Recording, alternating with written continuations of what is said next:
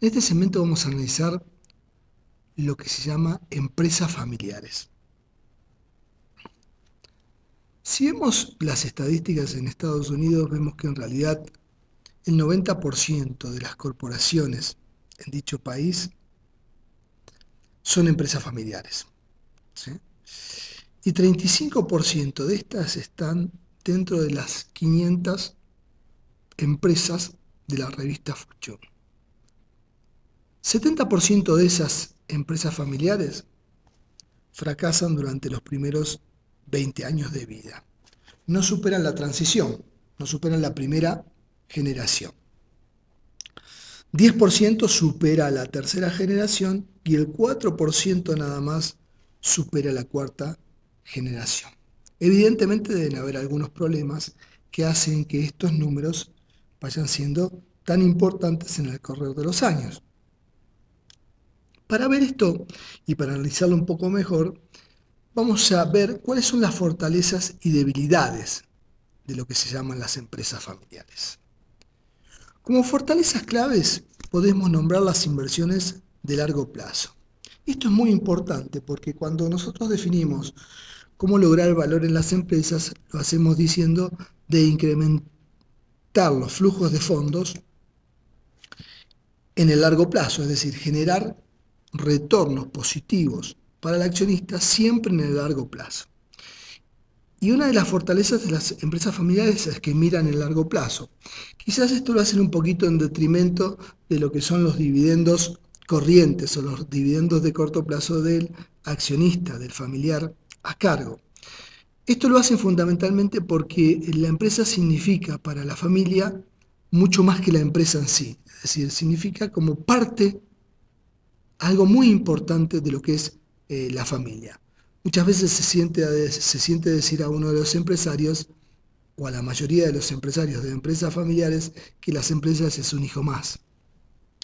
El segundo punto de las fortalezas es el compromiso, es decir, hay un compromiso de quienes integran la familia, de dedicación al trabajo, de dedicación a lograr el objetivo de rendimiento previsto entre todos ellos. También tenemos que tener en cuenta el punto de vista como la confianza, es decir, existe mucho más confianza entre personas de la familia que entre personas desconocidas. Comúnmente cuando contratamos un manager externo dentro de lo que es la empresa familiar, los ojos de la familia estarán muy pendientes del accionar del mismo, no tanto así como si el manager formara parte de la propia familia.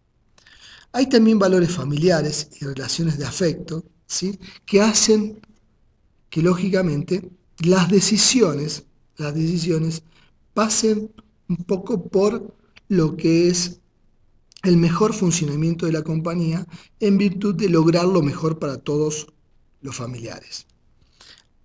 Hay también cuestiones de fortaleza como ser la libertad de decisión, es decir, comúnmente la familia, si bien puede contar con un consejo familiar que hace un poco las veces de directorio, tiene una libertad de decisión ante decisiones claves.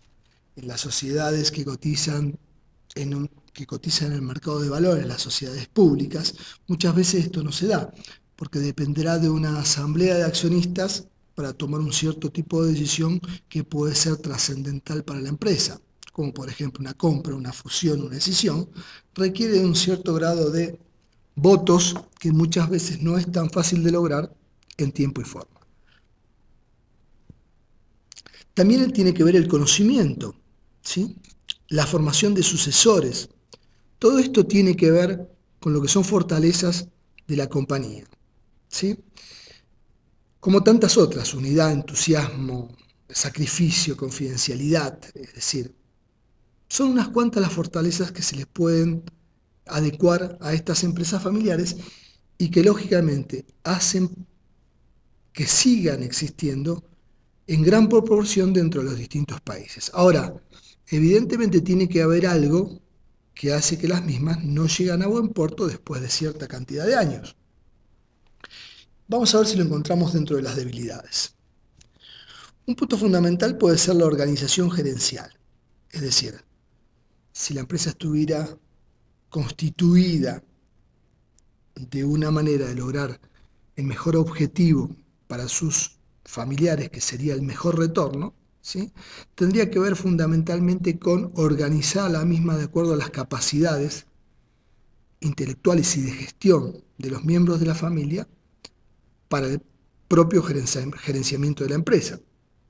Pero puede ocurrir muchas veces que no exista un familiar con la capacidad adecuada o familiares con la capacidad adecuada para dicho gerenciamiento, y esto haga que se deban contratar personas externas.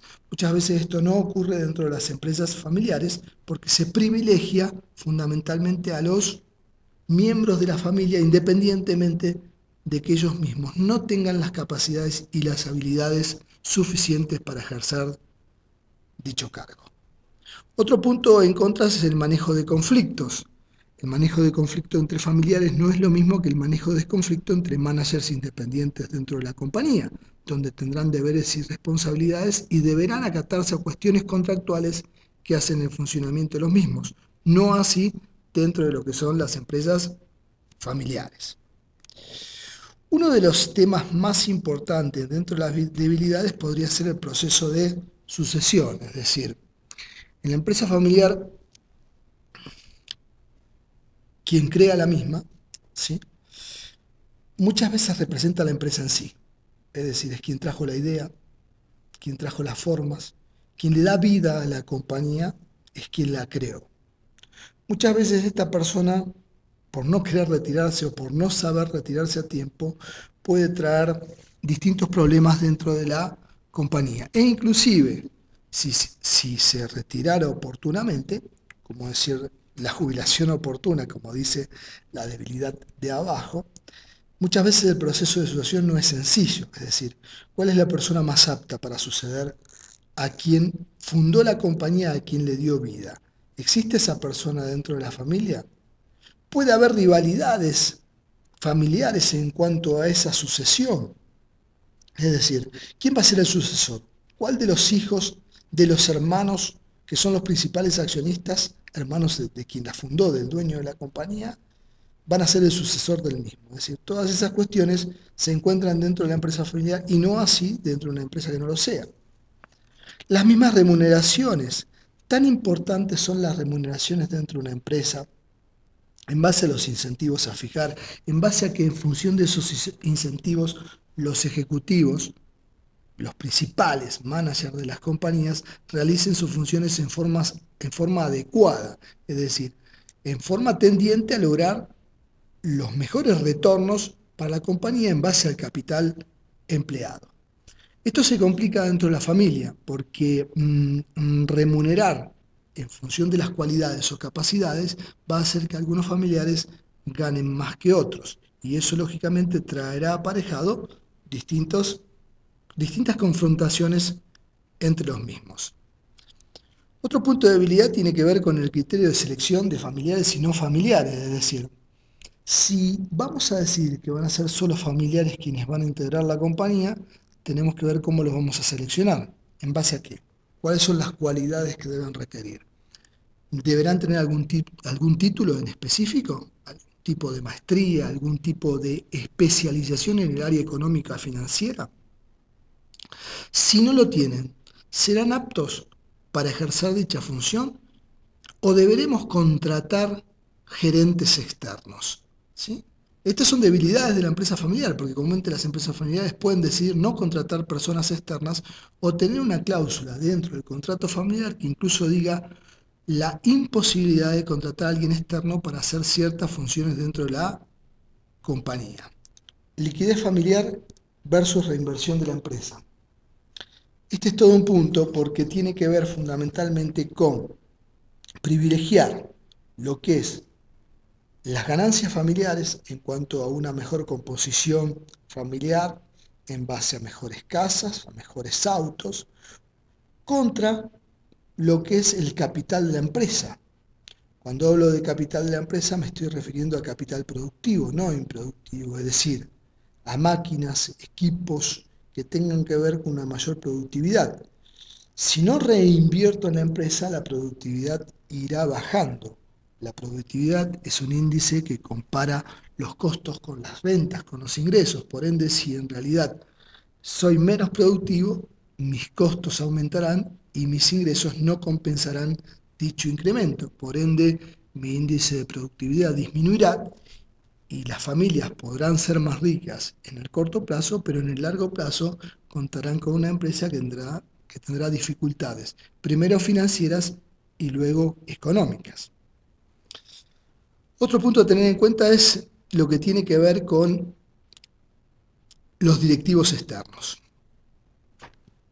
Es decir, la empresa familiar va a contratar directivos externos porque lo ideal sería que parte de lo que es una junta directiva, parte de lo que es un consejo de administración dentro de la empresa, esté conformado por directivos externos, puesto que los mismos no tendrían la posibilidad de tomar decisiones que tengan que ver con rencillas familiares, con tomar decisiones apropiadas que mejoren lo que es el rendimiento y el capital de la compañía en contra de algunas cuestiones netamente particulares de la familia. Son cuestiones que puede tomar un directivo externo, pero que muy difícilmente pueda tomar un directivo que forme parte de la compañía. Y esto tiene que ver lógicamente con la capacidad gerencial, o sea, si no tiene capacidad gerencial un miembro de la familia, lo ideal sería contratar a alguien que la tenga. Lo importante es sobrevivir de estas empresas familiares en base a lo que hablamos de sus fortalezas y debilidades. Lo fundamental es la transición entre generaciones, ¿sí? Es decir, cómo se va transitando de una generación a la otra y fundamentalmente la delegación que debe haber en el mando de esa generación a la otra sobre la persona más capacitada que esté dentro de la familia o la posibilidad de nombrar a alguien fuera de la familia. La resolución de conflictos, familia versus negocios, privilegiar siempre lo que es la empresa en el largo plazo, porque el privilegio de la empresa a largo plazo le va a dar, lógicamente, a la familia mayores retornos y mayores ingresos que si estoy privilegiando la economía familiar en el corto plazo. Otorgar más dividendos de corto plazo no harán crecer, evidentemente, a la compañía. Demandas de la familia con respecto al negocio, es decir, no podemos demandar más de lo que el negocio da, no podemos pedirle una tasa mayor de retorno que la que puede llegar a tener el negocio en el sector donde opera o en la industria donde opera. La falta de confianza entre los mismos familiares, ¿sí?